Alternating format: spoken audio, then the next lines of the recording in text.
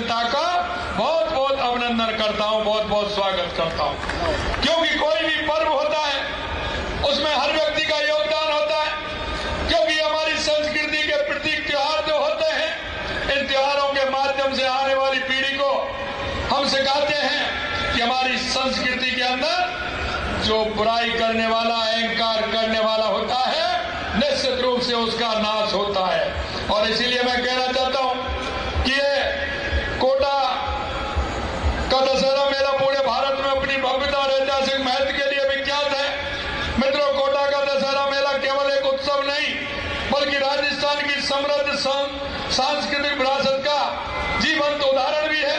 ये मेला देश विदेश से आने वाले पर्यटकों और श्रद्धालुओं के दिलों में एक विशेष स्थान रखता है। यह मेला धार्मिक आस्था, सांस्कृतिक आयोजन, मनोरंजन, लोक परंपरा का अद्वितीय संगम है। इस मेले में लोक कलाओं का प्रदर्शन, भव्य जुलूस और आकाश को छूते हुए रावण, मेघनाथ और कुंभकर्ण के विशाल पुतले कोटा के दशहरा महोत्सव को अलग पहचान देते हैं। इस बार का मेला तो कई मानों में विशेष है, जिसमें कई विश्व रिकॉर्ड बनने वाले हैं। पहली बार कोटा में 222 फीट ऊंचा रावण का पुतला बनाया है। ये विशाल पुतला अपने आप में एक कीर्तिमान है। इस बार मेले का आयोजन तिरंगा थीम पर किया गया है, जो हमारी सेना के शौर्य और पराक्रम को दर्शाता है। मेले में ड्रोन तथा साउंड एवं लाइट शो का आयोजन किया जा रहा है।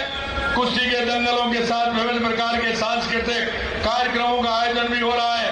कुछ दिनों तक आप लोगों को बहुत आनंद आने वाला है। मेले में जो हस्तशिल्प का बाजार लगता है वो भी बहुत अनूठा है। ये राजस्थान और अन्य राज्यों के कारीगर अपनी पारंपरिक हस्तशिल्प, आभूषण, वस्त्र और सजावटी वस्तुओं का प्रदर्शनी लगाने के लिए आते हैं। यह बाजार हमारे कुशल कारीगरों की प्रतिभा और राजस्थान की समृद्धि शिल्प परंपरा का प्रदर्शन है। इस बार हमारे शिल्पकारों, कारीगरों में भी नया उत्साह देखने को मिल रहा है, क्योंकि प्रधानमंत्री जी ने जीएसटी सुधारों के तहत विभिन्न हस्तशिल्प उत्पादकों जीएसटी की दरों में 12% से घटाकर 5% करने का काम माननीय यशस्वी प्रधानमंत्री जी ने किया है। जीएसटी सुधारों से इस बार त्योहारी सीजन में आम आदमी की खुशियां भी दोगुनी हो गई हैं। उनके लिए खरीदारी और सस्ती हो गई है। मित्रों, आज का दिन कई अर्थों में महत्वपूर्ण है। आज ही के दिन भगवान श्री राम ने रावण का नाश किया था, इसलिए असत्य पर सत्य और अधर्म पर धर्म की विजय का उत्सव भी है। ये बुराई और अच्छाई का विजय का पर्व है। आज ही के दिन मां महिषासुरमर्दिनी ने महिषासुर का संहार किया था। यह पूरी सृष्टि की रक्षा का दिन भी है। मित्रों, विजयदशमी हमें याद दिलाती है कि सत्य का मार्ग जितना भी चुनौतीपूर्ण हो, समुद्र के समान कितना भी गहरा हो, समाधान का राम सेतु बन ही जाता है और उसका अवतार होता है।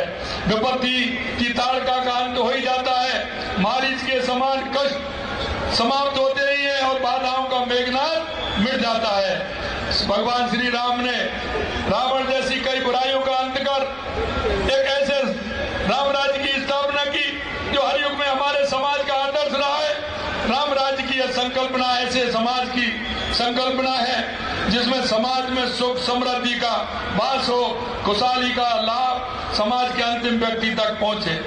हमारी सरकार ने नर को नारायण और दीन को देवता मानते हुए पिछले 20 महीनों में महिला, युवा, किसान और गरीब के जीवन में सकारात्मक बदलाव लाने का काम किया है।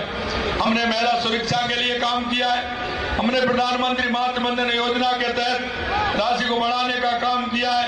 ऐसे बहुत सारे काम किए।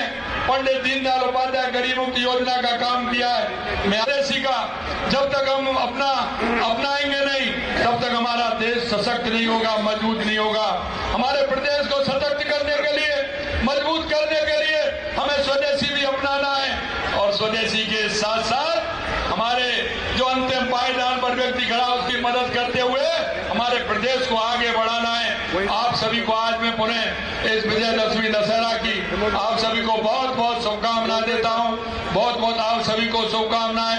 इतना बड़ा भव्य आयोजन, इसके लिए मैं आयोजनकर्ता को भी शुभकामनाएं देता हूं। आप सभी को बहुत बहुत धन्यवाद। साथ। जय जय श्री राम, जय जय श्री राम। बहुत बहुत धन्यवाद। अगर आप ये वीडियो YouTube पर देख रहे हैं तो हमारे चैनल को सब्सक्राइब कर बेल आइकन दबाएं और Facebook पर देख रहे हैं तो हमारे पेज को लाइक करें।